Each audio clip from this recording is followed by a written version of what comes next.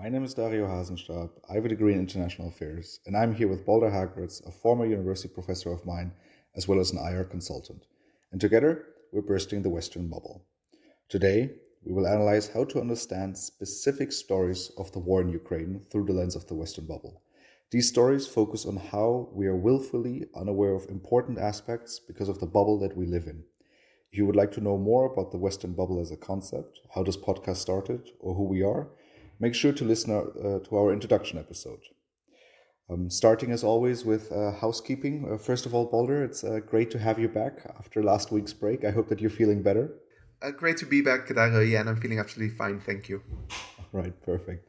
And as announced last week, this week we will be talking about Ukraine again, because this is our second episode we record on the Russian invasion of Ukraine. We published the first one on July 7th of this year, where we analyzed in depth the Western attitudes and involvement in this conflict. This episode will deal with three developments from the past 2 months in particular, namely the assassination of Darya Dugina, the bombings of the Nord Stream gas pipelines, and the 2 missiles fired from Ukrainian territory into Poland, killing 2 civilians. But before we start with this topic, as always, let's move on to Question of the Week. So this week's Question of the Week comes from a listener from Madrid. I've noticed the Western skew when it comes to the coverage of China. To what extent could the media provoke worsening relations with Xi? And is it important that we're on good terms with China? Which I think is a very interesting question, especially given the news situation in the past 2-3 days, where from China we've now heard a few reports, but a lot of media coverage of COVID protests against the very sharp and very intense COVID lockdowns that the Chinese government is imposing on its population. And I think what sparked it was a fire in a building where I think about 10 or 12 people died because they couldn't escape their apartment in time because of COVID barriers. And so we have this very intense coverage of that situation in China. And I would say this is similar to what we've seen in Iran with the Iran protests, that the Western media is going into somewhat of an overdrive. Yes, this is what the Western media loves doing, right? Picking up on little signs from authoritarian societies that not all is well, and then taking that and hyping it up in a way with the tone of, finally the Chinese are about to topple their regime. Finally, they're going to overthrow Xi and establish a brilliant liberal democracy within their own country, which is, of course, a bit of nonsense. Now, it should be pointed out that China does have some long-term structural problems, and I think that Beijing is heading for a difficult decade, but the way that the media in the West responds to these blips, if you like, is out of all proportions, right? Nobody is seriously thinking that this will lead to some kind of revolution within the country. Especially because we're talking about a few protests in a few different cities with a few hundred participants in a country with 1.4 billion people. This does not really seem to be in proportion, and especially the focus on then again within these few protests on a few people calling for Xi to step down. That to me is when I immediately thought, okay, the Western media is very much inside its own bubble again. Yes, absolutely. Whereas with Iran, the protests are more structural, more widespread. With respect to China, this is very much the Western media trying to sort of make something out of very little, right? Now, what I find fascinating about this, by the way, is the enormous hypocrisy. This is the media now going after China for being authoritarian in terms of lockdown, but this is the same media that very happily copied the Chinese model in February, March 2020, when Europe was hit by the COVID wave, right? All of a sudden, everything they wrote about lockdown in Europe is forgotten, and now the Chinese government is authoritarian for implementing lockdown. The hypocrisy is just astounding to anyone with open eyes. So then, to answer the listener's question, to what extent could this then worsen relations with Xi if the media is talking about this so much? It very much could. So this was more a general question, and it's a very good question because the media is a sensitive topic for the Chinese. The Chinese, with their growth over the past 30 years or so, 40 years, they are becoming increasingly confident about who they are on the world stage. they're a major, if not one of the two biggest players on the world stage when it comes to geopolitics, and they want to feel that respect. They want to be respected by the West. They want to know that the West recognizes their right to exist, their significant influence, their power, and they've become much more aggressive in demanding that respect from the West. And so, whenever the media goes into overdrive with respect to criticizing China, then there's absolutely a backlash. There's a reaction from China against that, like, oh, the West with their arrogance and their hypocrisy. And then you get all these government statements coming out, basically pointing out all the bad things that the West has done over the past years, right? So there's some regimes that don't really care. China absolutely cares about the way it's being perceived in the West, in large part also because it requires the West for its consumer markets, for its economic growth. And then moving on to the second part of this question, is it then important that we, and here I think we should differentiate between Europe as the West and maybe the United States as the West, is it important that these two parts of the West are on good terms with China? Yes, and here you very cleverly left out Japan and Australia and South Korea, which is a whole different conversation with respect to their relations to China. But um, yes, absolutely. So if you're the United States, you're okay with being in this geopolitical fight with China. You define yourself as being the protector of the world against Chinese aggression, and some antagonism is all right. Sort of trying to go back to a Cold War scenario like there was with the Soviet Union in the 20th century.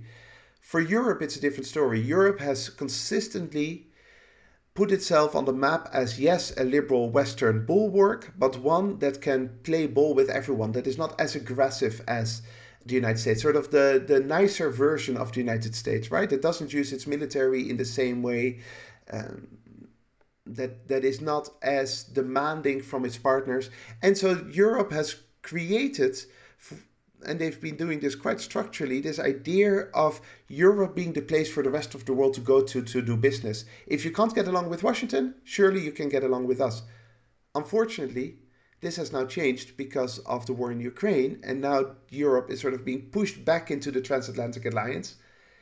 And that means that they are becoming much more aggressive in their attitude towards China once again, which is a huge mistake, if you ask me. And with this, I think we can then move on to the main topic of today's episode.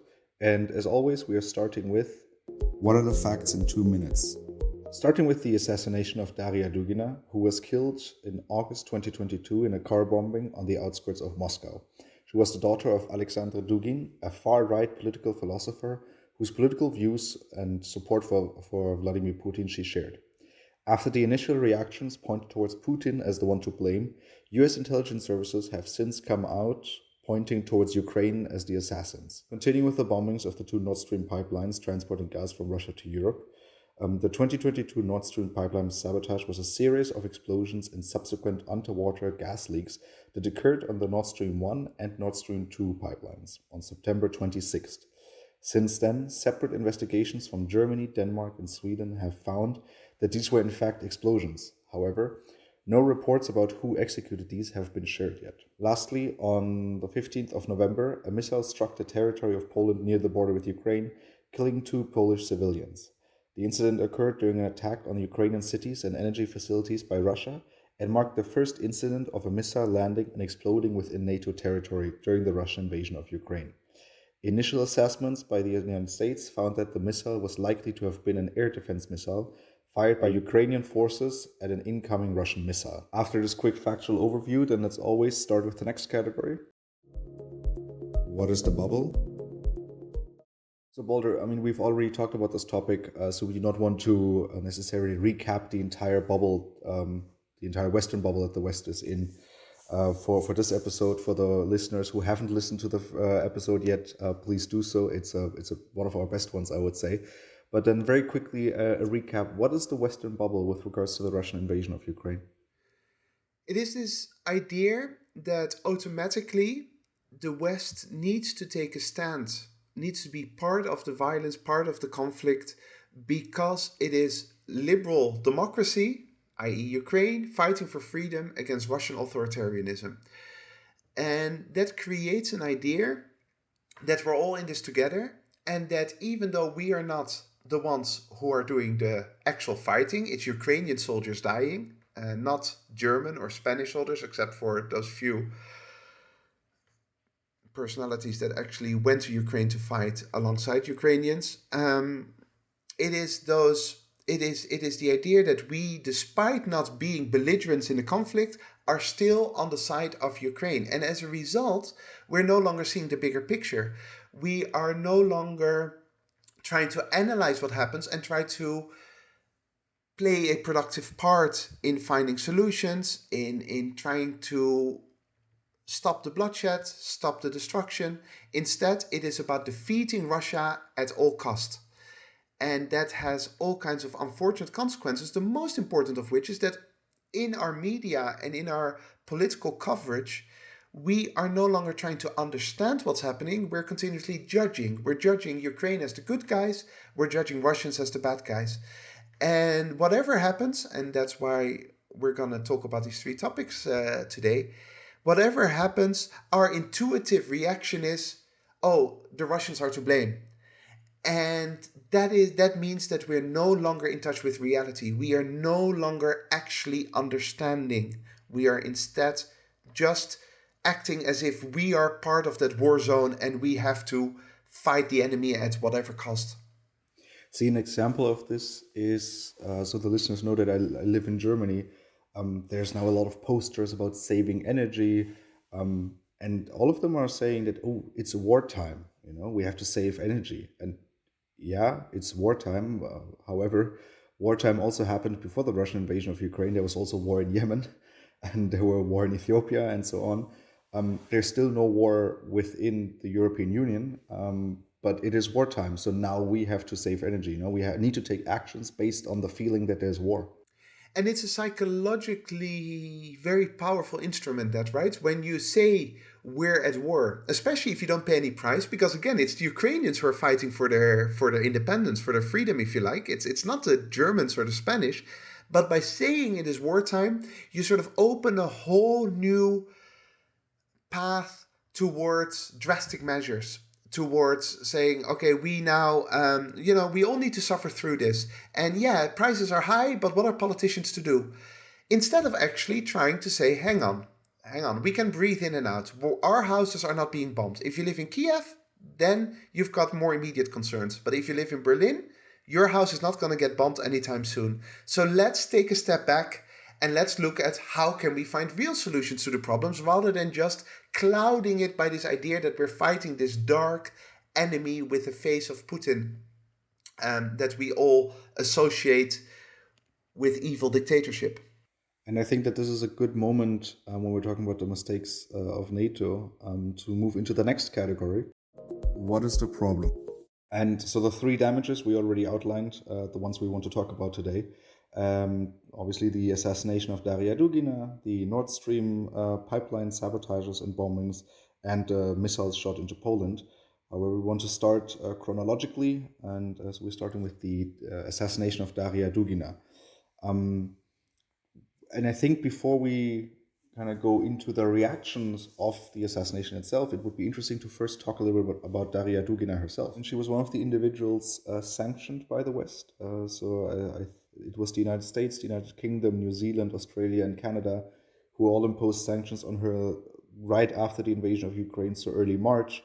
So she was part of that long list of Russian individuals that were somehow tied to the government that were then sanctioned. But again, none of this really explains why she would be a target. Her job was the editor-in-chief of a Russian news website. Yeah, no, and her father was more of an ideologue. You can say with a relative amount of certainty that it was an accidental murder, that the idea was that her father should have been murdered. The father was the target, she got in the wrong car at the wrong moment, and a car bomb exploded. But even her father, even if you were to look at Alexander Dugin, yes, he's an absolutely extreme Russian nationalist who has influence on the way that Russia operates and Russia thinks, and the media talks about things. He has the ear of Putin, as far as we understand. Uh, but surely that in itself cannot be a reason to assassinate someone. So, Darya Dugina is very far away from, should be very far away from any kind of assassination attempt. But even her father, are we really going to start killing people just because their perspectives are seen as extreme? Is that the world that we want to live in? See, and this is already going into the direction. I mean, what I read out in the fact sheet that U.S. intelligence services believe that it was, in fact, Ukraine who assassinated her. However, the immediate reaction within the West um, did not point towards Ukraine. It pointed towards Putin as the person behind the assassination. Well, and this is exactly the bubble that we just mentioned, right? We have created a scenario in our minds, in our hearts, so sociological, psychological, where news about Ukraine will only sort of penetrate our thinking if it is reinforcing the idea that the Russians are the bad guys, Ukrainians are good guys. And we know that good guys don't kill innocent, and maybe I should put innocent in quotation marks if you want to argue that she's extreme in her thinking, but innocent women. Good guys do not assassinate innocent women or men for that matter. And therefore, it must be Putin, right? Because Putin is a bad guy, and bad guys kill innocent people. So our initial reaction, even though didn't make any sense to think that Russian intelligence services somehow would murder her or her father, it just does not compute. Um, that was automatically our instinctual reaction, and it shows the danger of the bubble that we live in. That shows the danger of living in a world where you're no longer analyzing, you're no longer thinking about things, you're actually just going with your heart. And your heart tells you that Ukraine are brave freedom fighters who would not hurt innocent civilians. The Russians, on the other hand, hurt innocent civilians all the time, so that would make sense. So you had an event where, I mean, something horrible happened. The immediate Western reaction was it was Putin. Later on, the West found out, okay, most likely wasn't Putin, it was Ukraine. And then, have you heard about this No, since? Have you? I silence. mean, have we heard anything about? Ah, okay. I mean, the Ukraine should not have done this. What was there any condemnation from the West towards yeah, Ukrainian actions? No, no, we don't condemn Ukraine. They're fighting a brave fight, and whatever they do is legitimate. We never be critical because we're in a war with them, and we cannot be critical of our war allies. No, no, it went basically the moment it became clear, the moment that the United States said, "Look, we believe that this has been Ukraine." The media stopped covering it. People stopped talking about it because it didn't fit into our narrative. I hope that people listening to us now understand how incredibly dangerous this is and how this leads to really, really bad long term outcomes. Because it means that we are simplifying a very complex world into black and white, and we do horrible things under the guise of we're fighting the good fight. And that is not the kind of world that you want to live in. Because there was this other development or situation that happened over the past 2 months. The Nord Stream bombings or sabotage. I mean, it was bombs sabotaging a pipeline. And here, what I thought was very interesting was you had these explosions, there were gas leaks, very impressive images all over the media. And then the immediate reaction was obviously, ah, okay, now Putin is also bombing infrastructure.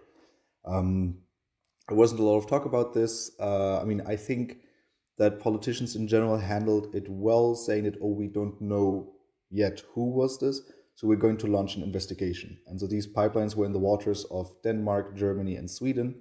However, what was very interesting is that they didn't launch a joint investigation as it would be fit for EU members and soon to be NATO allies. Right. Initially, they stated that they would. Right. Initially, it was a joint effort, but very quickly that fell apart. And now what you hear is that the Swedish prosecutor produces some outcomes, then Denmark does it, then Germany also pitches in somehow. And They're uh, always late to the party, don't worry. yeah, but the joint, after an initial statement, we're gonna work together to figure this out. The joint fell apart very quickly, right? Going back to one thing you said about politicians reacting well, I agree because but this was a case where even for them it was a step too far to automatically blame Putin because it just didn't make any sense once again, right? Um, at least with Dugina, it's we don't know much about it, and you can create kind of a vibe of assassination that sort of seems to fit Putin's MO and those kinds of things. But with Nord Stream, it seems incredibly unlikely that the Kremlin would be responsible for this, and therefore politicians said, "Okay, now I have to be careful because I don't want to look like an idiot." And they were absolutely right because there is very it is very unlikely that we can just jump on that bandwagon, obviously. I mean, especially given that at the NATO summit in June, so very late June of this year, you had NATO Secretary General Stoltenberg say that a deliberate attack against allies' critical infrastructure will be met with a united and determined response. So this is, if you're then very quickly blaming Russia on this, then there has to be a united and determined response is. Exactly, and this is part of the problem of that vibe, if you like, that bubble, that environment that we have already created, right? Where we are very close to going very wrong in our world. Because we haven't, even though we all say about, oh yeah, nobody wants World War III, we have to ask, we're very close to bad things, and that's why we have to be very careful in our reaction to these kinds of situations, uh, because of the vibe that has been created. And NATO, in that sense, is not at all helping because everyone obviously knows. I mean, this is not a secret, it's completely obvious. NATO is on the side of Ukraine. They're not actively involved in the actual violence because if they were, that would be a trigger for something much worse. But they do everything they can, including providing information, providing um, weaponry, providing training and money to Ukraine to fight the Russians. That becomes a very, very scary situation when all of a sudden there is this sense that Russia is striking back. And speaking of Russia, so the Russian reaction to this was Russian intelligence then came out and said, "Oh, we believe it was the British," which leads us to a situation where obviously we don't know who it was. There's no conclusive evidence yet from no side. So the only thing we can do is create scenarios. So I think what would be helpful here is to have a quick, you could almost call it stakeholder analysis of who could blow, like who has the capacity to blow these pipelines up, and who has an interest to blow these up, and then see whether we conclude that Russia might be the candidate with the most capacities and interest to actually blow this up. Yeah, so it was it's obviously geopolitically and with respect to specifically the war, it is useful for the Kremlin to blame Britain, right? I mean, obviously that makes a lot of sense for them, even if Britain didn't do it. Russia wants Britain or the United States to be responsible for this, but once you start creating those scenarios without knowing which one is true, it's perfectly okay to say this is a more likely scenario than other. And I'll tell you this much: if someone said, you know, someone with full information came to me and said, "Balder, I know who did it. It is either the Kremlin or it is London." Well, my money, if those are the only options, my money would absolutely be on London, right? So let's go through this. Who do we start with? I would say we start with the most obvious candidate, Russia, and here differentiating between the Kremlin and Gazprom. Right. So for the Kremlin to blow up this pipeline, what would that actually lead to? It would lead to them no longer having a economic weapon against Europe. It would reduce their chances of in the future re-establishing some kind of cooperation with Europe. What would they? So those would be some costs. What would they benefit from it? I have no idea. I have no idea what the Kremlin would get out of this sabotage. I I honestly can't mean, think of anything. the only explanation that I've heard for the motives Putin could have is that he was under a lot of pressure internally to reinstate gas flows because Russia is hurting because they're not receiving any money from this. So by him blowing it up, the not, it would be impossible for Russia to reinstate these flows, and he could basically continue this pressure on Europe or this punishment of Europe, and so he would need to backtrack. But that's, to be honest, that's one explanation, but I don't find it to be the most convincing one. No, and it would be it would be misinterpreting the power dynamics within the Kremlin. It would be very unlikely that Putin would give into it because it gives away a important weapon that he has not just now but also towards the future. Russia does not. I mean, obviously Russia is suffering because of this war. I mean, not as much as Ukraine, but Russia is absolutely hurting because this has been a really really bad project for them, and Putin needs a way out at some point, and this wouldn't work now. If you're then going down that in that direction, then it would be much more likely that there are actually elements lower down within economic society, within the oil sector or in the gas sector, that might be interested somehow in doing this, that want to put extra pressure on Russian policymaking. We don't know to what extent there are factions within Moscow or outside of Moscow that are trying to undermine the official policy making by the Kremlin. Now, that if it is the Russians, it's very unlikely to be Putin himself or the Kremlin itself. It's much more likely to be these other elements. So, and here, let's move on to the next party or the parties that would have an interest in there or the capacity to do so. The United States and the United Kingdom. Right.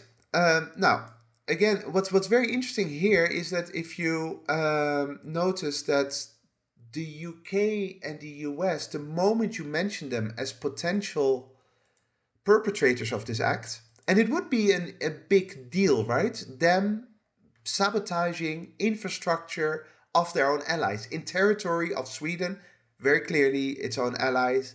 Um, that would be a big deal, but people act as if that is some kind of crazy conspiracy theory. As if somehow the idea of the United States or the UK doing something like that is outside of any rational analysis. And you see in articles, conspiracy theories abound about whatever.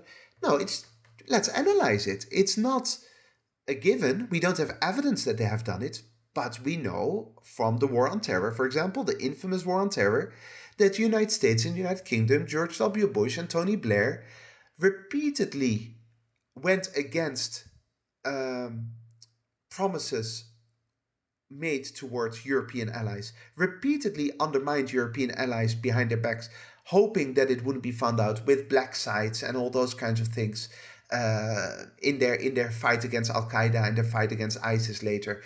It is not a crazy idea that a country like the United States were to do this. Have they done it? We do not know. But they're certainly top of the list of the beneficiaries of what happened. Why? Because the United States has been very worried about Europe drifting apart. They see the war in Ukraine as a chance for Europe to move away from Russia. They felt that Germany and some other countries became way too chummy with Russia. Now they want to basically disconnect the two parts, right? They want to disconnect Russia from Europe and they want to create a reliance of Europe on the United States. That is not any secret, that's obvious, that's necessary for transatlantic alliance. The transatlantic alliance and NATO exist with this implicit agreement that Europe supports the United States in exchange for protection. What could be better for the United States than disconnect oil and gas flows between Russia and Western Europe? So they absolutely, whoever did it, the United States absolutely benefited from this, and the United Kingdom to a certain extent as well, obviously. Even if they don't, they often carry out missions for the United States, as we well know. And so there's another player that definitely has the capacities, but I'm not sure about the interest to do so. China. Right, and there, so even though one could argue that for China, this would be interesting from the the other perspective, right? China sees an opportunity here, how quickly times have changed, to in some ways turn Moscow into puppets. Now I have to be a bit careful there because Russia is an awfully big and powerful country with 6,000 nuclear missiles. It's not your usual puppet, but the 6,000 nuclear warheads, I should say. Uh, but China certainly is trying to take advantage from the situation by making Russia reliant on China. So just like the United States would like Western Europe to be reliant on them, China wants to do the same. And again, they would have be interested in disconnecting the economic ties between the two parts. So from that perspective, it kind of makes sense vaguely. Now, there are two differences with respect to the scenario of the US or the UK doing it. And very important differences. First of all, it's not really China's MO, China's modus operandi. China hasn't shown any willingness to go that far in its foreign policy making. China has been nowhere near as aggressive militarily um, in the way that it connects to the rest of the world. Whereas the United States and the United Kingdom have a very long history of using military means to accomplish their goals, China hasn't.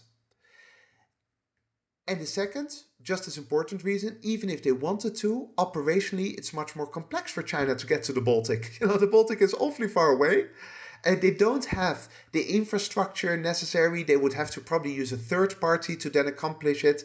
And how would that work? Operationally, that seems incredibly far-fetched. Again, unlike the scenario of the United States/UK, who have all the necessary means to do it. If the UK and the United States wanted to do it, they could easily do it, either with submarines or in.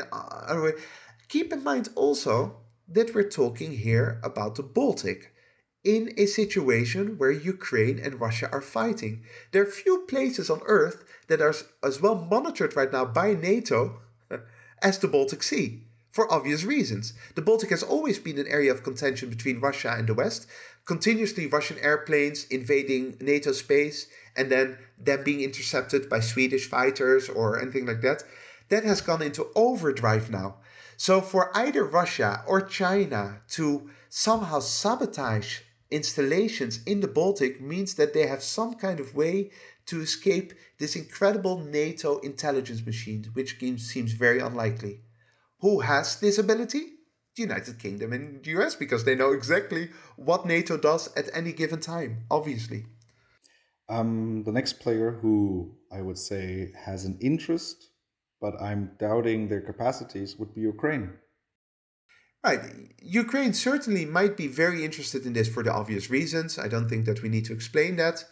Um, it would be if they did it, if that scenario were true, besides the operational difficulty, because again, it's not necessarily easy to do what they did. Um, is it possible? Sure. Ukraine would find it slightly easier than China, but only slightly easier probably. Um, Maybe with the help of Poland, or if we start speculating something like that, that's possible. But it would be a hugely risky operation for Ukraine, because if they were to find out, and we know that we live in this world where everything about Ukraine is sort of whitewashed because they're fighting the good fight.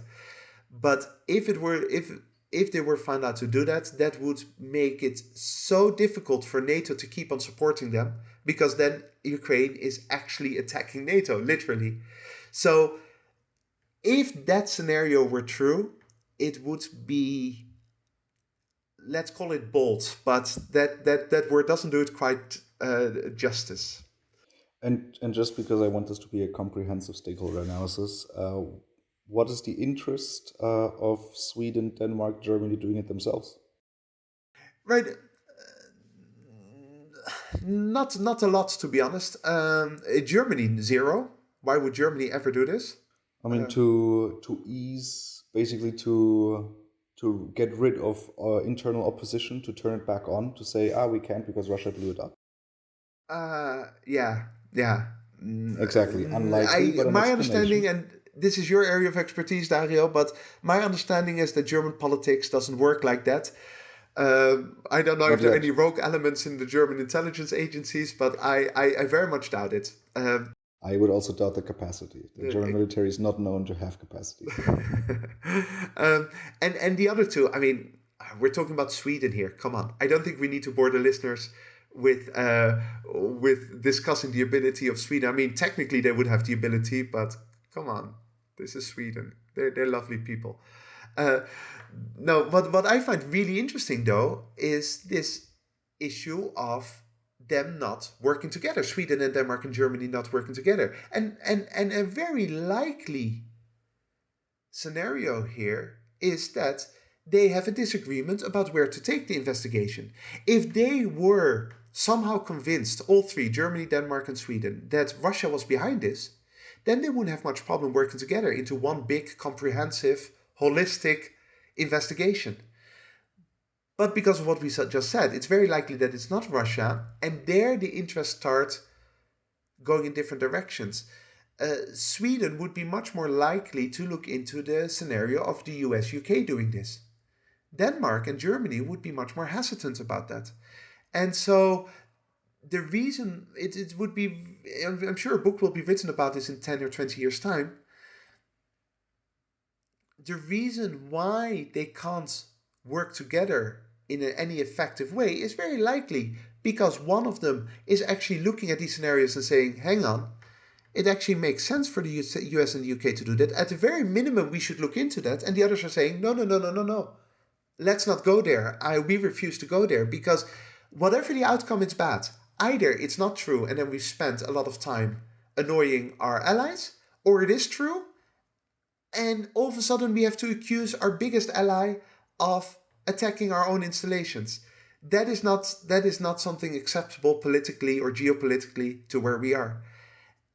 I wish that we would get more journalistic, investigative journalism into this, because there's a really interesting story here. See, and this is, and I think we're almost discovering a pattern here. The initial response I mean, to the sabotage was, oh, Russia did it, or Putin did it. Why did Putin do it? I haven't read a lot of stakeholder analyses, more or less, the way we just did it, of what is the interest of all the players, what are the capabilities of them. And it is very interesting to see that the West very quickly went silent over this, similar to the assassination of Darya Dugina, and a very big initial reaction. And then it's out of the media cycle of there's another news cycle, something else interesting happened, and we're not even going back to it, actually answering any of these questions that are still unanswered. Absolutely, and let me read. So here there's an. Let me read from an article from October 3rd from the Brookings Institution. And here it says, it goes through some of the scenarios. This was very early on, right? Just after it happened. And it says, the US did it conspiracy on popular American podcasts. So it's talking about that some American podcasts discussed whether the United States could have been responsible for it. But notice how straight away it gets put into conspiracy. No, it would be a conspiracy if you and I were to say, oh, we know that the United States did it because of this, this, and that, and all the other evidence be damned. But just analyzing the likelihood of the United States doing it, saying, is it possible for the United States to do that, is not a conspiracy, it's basic, good analysis. And until someone gives us evidence of one party doing it, it's perfectly alright to analyze the likelihood of certain people doing it. But instead, we believe that somehow the good guys cannot do it, and the moment you open that can of worms, you're engaged in a conspiracy. So, what happens? Just like with Dugina, Russia must have done it. Oh, that doesn't really make much sense. Okay, then we're really uncomfortable with who else could have done it, so we'll just move on and we'll forget about it. Again, this is so damaging to our understanding of the world and to our policy making that people need to wake up a little bit to this idea that we cannot dismiss options just because we might not like, the outcomes. And the third situation, where this happened the last few months, was then obviously the missiles that were fired from Ukrainian territory into Poland, and killing two Polish civilians. And I remember that the reactions, especially the night when it happened, I mean, I thought, based on the media, we were heading into World War III. And I think that, yeah, to actually start with this, we're going to play a quick soundbite from Sky News from that night. So I'm bringing you the latest on that developing story we brought you from Poland, because you remember we told you that a senior US intelligence official says that Russian missiles have crossed the border into Poland, which is a NATO member, killing 2 people. And of course, NATO membership confers protection for any nation. It means that an attack on one member of NATO is an attack on all of them. Of course, Ukraine is not a NATO member, which is why NATO has not come to its support militarily in terms of boots on the ground. Well, we are hearing that the Polish Prime Minister has ordered an emergency meeting of their National Security Bureau this evening, and of course we'll bring you any more developments as they come in. And here you can hear how immediately the news anchor goes towards NATO Article 5, where an attack on one NATO member is an attack on all NATO members, and therefore, triggers an immediate attack from all NATO members onto the attacker, which is incredibly dangerous rhetoric, based on what we've analyzed before, the patterns, given that this would mean World War III. And it's also so strange to me because that evening, I believe it was a Tuesday evening, there were some messages. I'm part of some email chains and some WhatsApp groups and all that, and some messages went about this, and people were saying, "Oh, what happened there?" and all that. These are people in the know. These are policymakers or analysts like myself. No one thought that these were Russian missiles.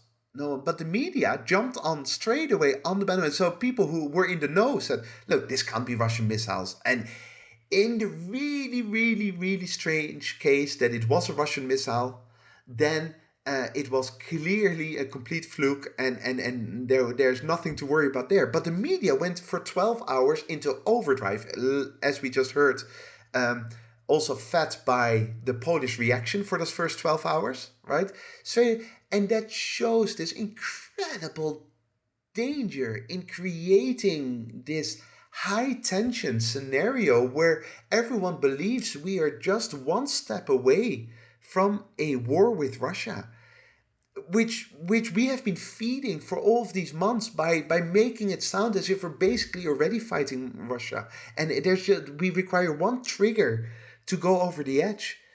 It's astounding, and it's incredibly frightening. Not the idea of Russia attacking us, because believe us, Russia is not going to attack Poland.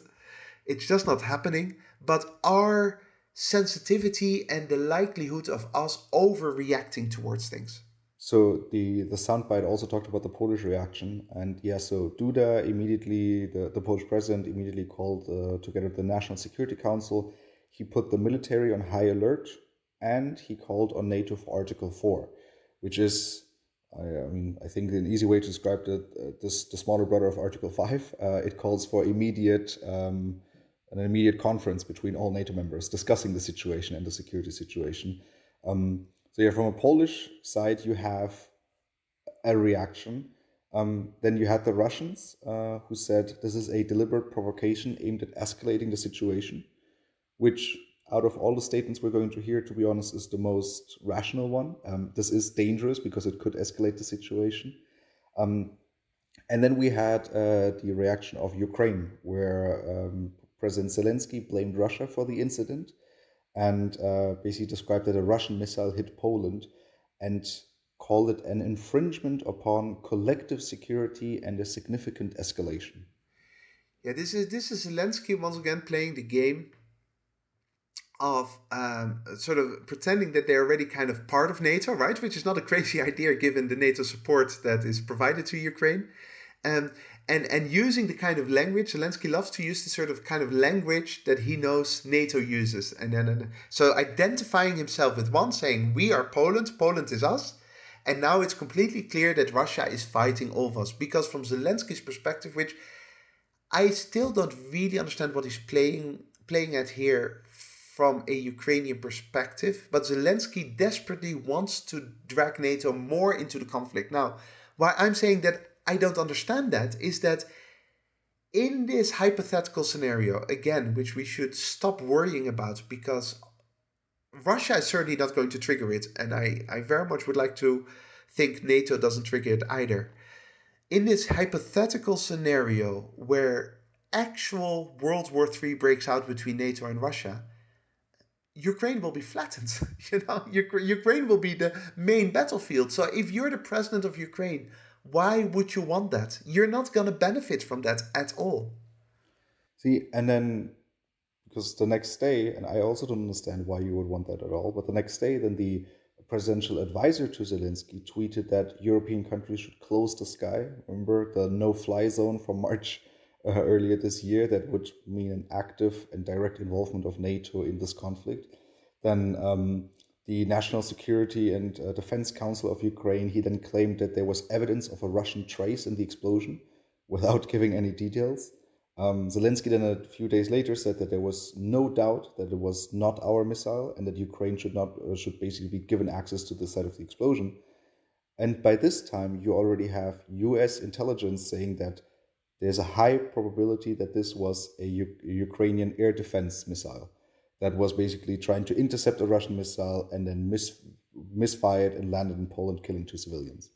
Right, and then very quickly followed up by the Polish intelligence agency saying the same thing, and the Polish government saying the same thing. Right, so the United States is one thing, but the moment Poland, so Poland backtracked desperately on its initial panicked reaction.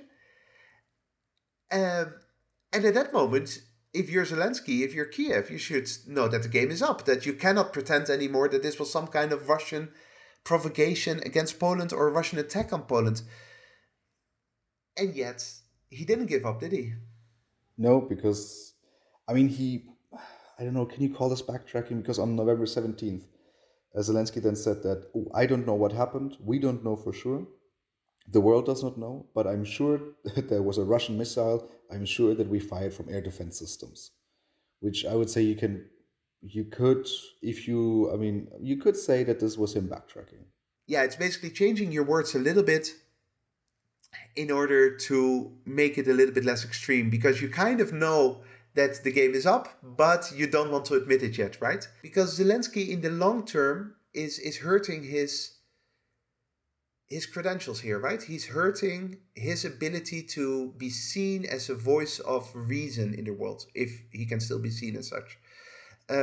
The only thing that I can think of is that Ukraine desperately wants NATO to get involved because they believe the moment NATO gets involved, Putin will withdraw. The Kremlin will say, okay, we can't fight NATO, which they can't, that's true.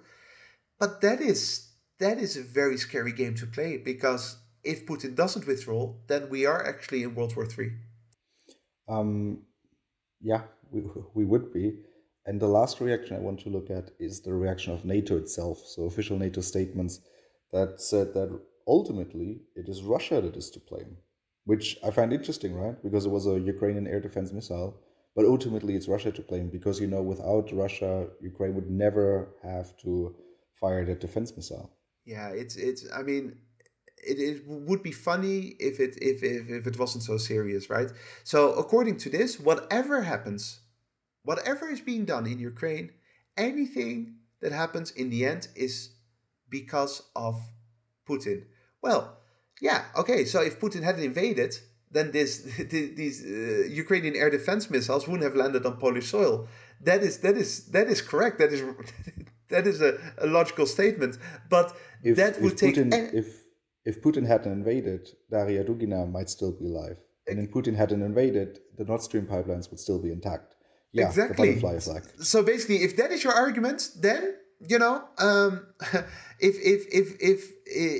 if Ukraine drops a nuclear explosive device on a Russian city, then it's Putin's fault, because Putin should never have invaded. Well, I can play that game as well. If the West hadn't messed with Yeltsin's Russia in the 1990s, Putin wouldn't have gotten to power, and therefore Putin would never have invaded.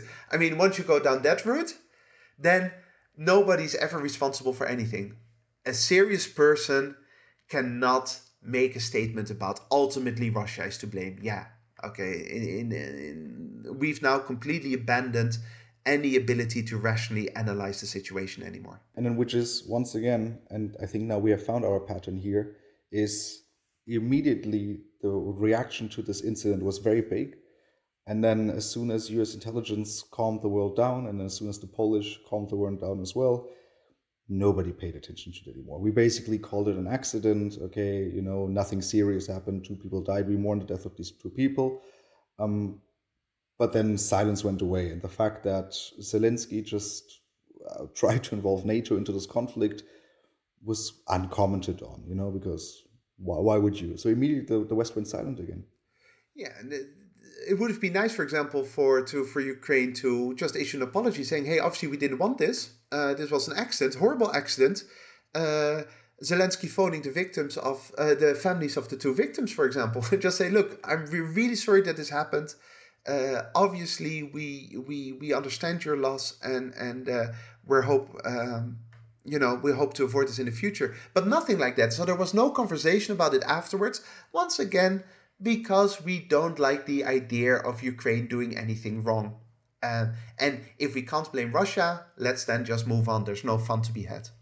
And with this, moving on to the last category, what now? Now that we have seen this pattern in 3 different cases, and that this pattern is clearly part of the Western bubble, Balder, what do we do here? Where do we go from now? Well, the sort of cliche word here is to de-escalate, right? So we need to stop following patterns that make really bad things more likely. We need to stop creating an environment in which absolutely disaster can strike if we're not careful. And part of that environment is not accepting this pattern of something happens, West blames Russia, Russia says they didn't do it, turns out they might be right, West going silent. That kind of pattern is not conducive to bringing a solution to the Ukraine conflict or avoiding further destruction, further violence between the 2 parties. This means understanding the difference between analysis, actual understanding of certain situations, whether it's what happened to Dugina, or whether it's what happened to Nord Stream, or whether it's what happened with the missiles on Poland, and justifying. You can absolutely understand what's happening without all the time needing to judge who are the good guys and who are the bad guys.